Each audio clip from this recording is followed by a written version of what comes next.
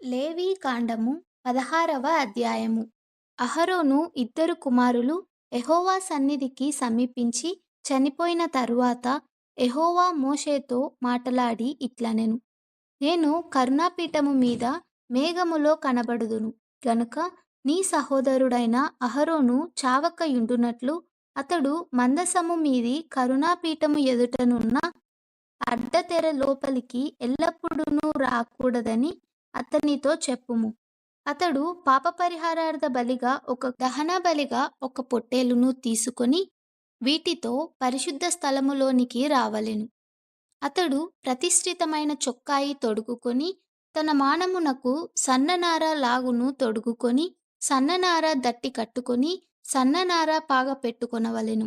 అవి ప్రతిష్ఠ వస్త్రములు గనుక అతడు నీళ్లతో దేహము కడుగుకొని వాటిని వేసుకొనవలెను. మరియు అతడు ఇశ్రాయేలీయుల సమాజము నొద్ద నుండి పాపపరిహారార్థ బలిగా 2 మేక పిల్లలను, దహన బలిగా ఒక పొట్టేలును తీసుకొని రావలెను. అహరోను తన కొరకు పాపపరిహారార్థ బలిగా ఒక కోడెను అర్పించి తన నిమిత్తమును తన ఇంటివారి నిమిత్తమును ప్రాయశ్చిత్తము చేసి ఆ 2 మేక పిల్లలను తీసుకొని వచ్చి ప్రత్యక్షపు గుడారము యొక్క ద్వారము నొద్ద యెహోవా సన్నిధిని వాటిని ఉంచవలెను. అప్పుడు అహరోను యెహోవా పేరట ఒక చీటీని, విడిచిపెట్టే మేక పేరట ఒక చీటీని, ఆ 2 మేకల మీద 2 చీట్లను వేయవలెను. ఏ మేక మీద యెహోవా పేరట చీటి పడునో ఆ మేకను అహరోను తీసుకొని వచ్చి పాపపరిహారార్థ బలిగా అర్పింపవలెను.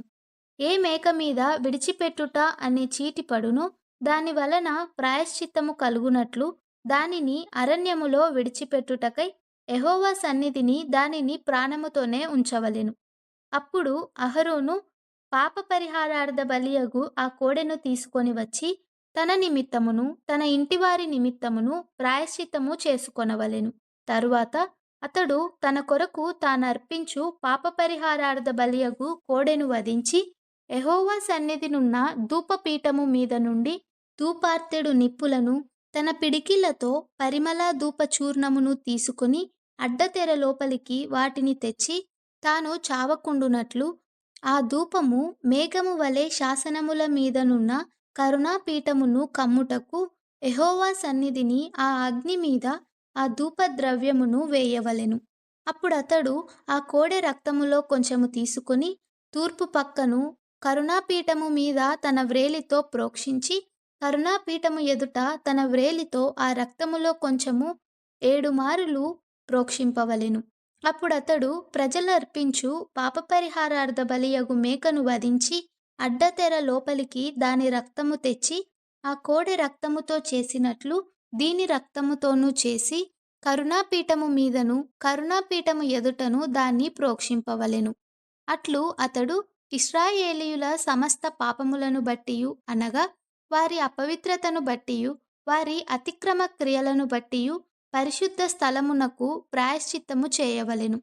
ప్రత్యక్షపు గుడారము వారి మధ్య ఉండుట వలన వారి అపవిత్రతను బట్టి అది అపవిత్రమగుచుండును గనుక అతడు దానికి ప్రాయశ్చిత్తము చేయవలెను.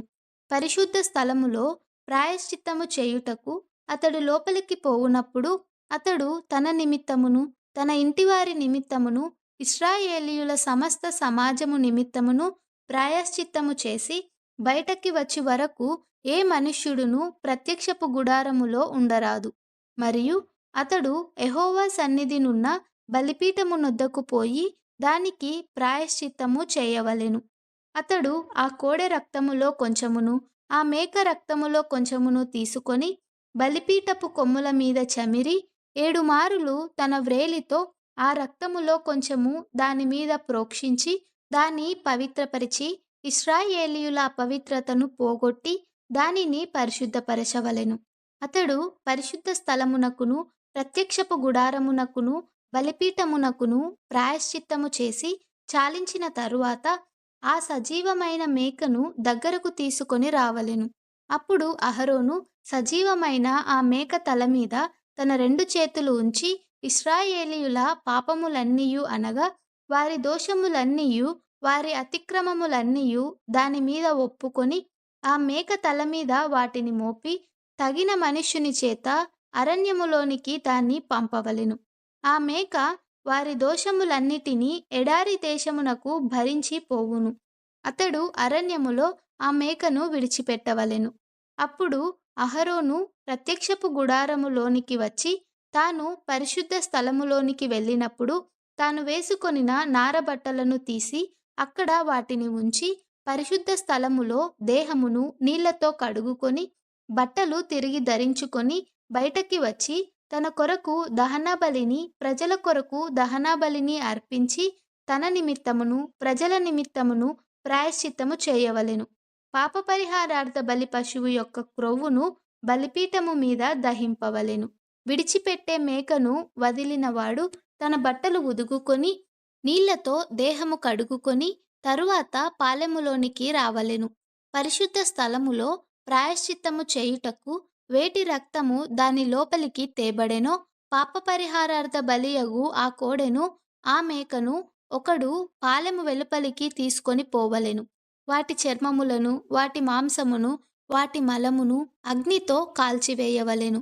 వాటిని కాల్చివేసినవాడు తన బట్టలు ఉతుకుకొని నీళ్లతో దేహము కడుగుకొని తరువాత పాలెములోనికి రావలెను. ఇది మీకు నిత్యమైన కట్టడ. స్వదేశులు గాని మీ మధ్య నుండు పరదేశులు గాని మీరందరూ 7వ నెల 10వ నాడు ఏ పని అయినను చేయక మిమ్మును మీరు దుఃఖపరుచుకొనవలెను. ఎలయనగా మీరు యెహోవా సన్నిధిని మీ సమస్త పాపముల నుండి పవిత్రులగునట్లు ఆ దినమున మిమ్ము పవిత్రపరచునట్లు మీ నిమిత్తము ప్రాయశ్చిత్తము చేయబడెను. అది మీకు మహావిశ్రాంతి దినము. మిమ్మును మీరు దుఃఖపరుచుకొనవలెను. ఇది నిత్యమైన కట్టడ. ఎవరు తన తండ్రికి మారు యాజకుడగుటకై అభిషేకము పొంది తన్ను ప్రతిష్ఠించుకొనునో ఆ యాజకుడు ప్రాయశ్చిత్తము చేసుకొని నారవస్త్రములైన ప్రతిష్ఠిత వస్త్రములను ధరించుకొనవలెను. మరియు అతడు అతి పరిశుద్ధముగానున్న మందిరమునకును ప్రత్యక్షపు గుడారమునకును బలిపీఠమునకును ప్రాయశ్చిత్తము చేయవలెను. మరియు అతడు యాజకుల నిమిత్తమును సమాజము నిమిత్తమును ప్రాయశ్చిత్తము చేయవలెను. సంవత్సరమునకు ఒకసారి ఇశ్రాయేలీయుల సమస్త పాపములను బట్టి వారి నిమిత్తము ప్రాయశ్చిత్తము చేయుటకు ఇది మీకు నిత్యమైన కట్టడ. యెహోవా మోషేకు ఆజ్ఞాపించినట్లు అతడు చేసెను.